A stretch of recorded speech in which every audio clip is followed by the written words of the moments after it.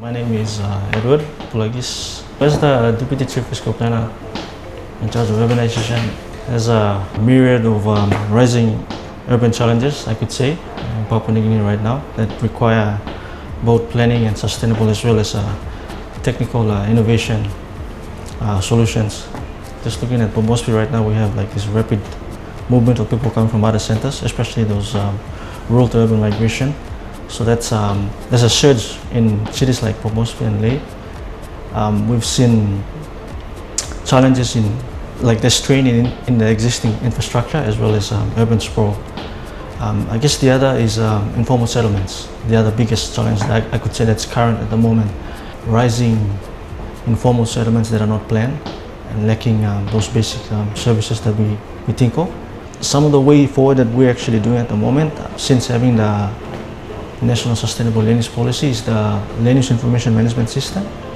So that's been one of our go forward in how we can harness geospatial technologies plus other planning technologies, including other technologies used in a built environment. Like we have architects, they also involved in 3D modeling and stuff like that, and also planning methods in public policy.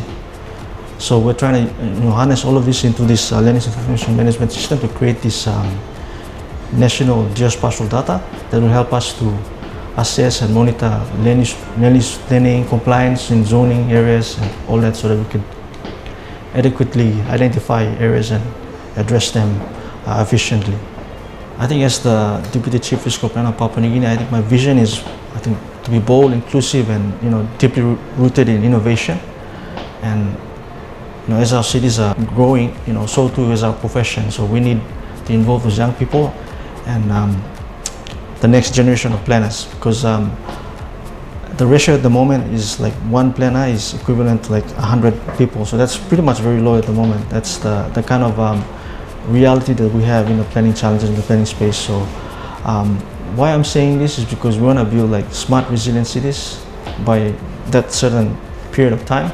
I'm also looking at the short term, like we have to come up with those, come up with some very innovative ideas where we can come up with youth labs or something like what NCD is doing, but introduce the curriculum of planning so we can engage and also stimulate young people to get into that space of becoming planners.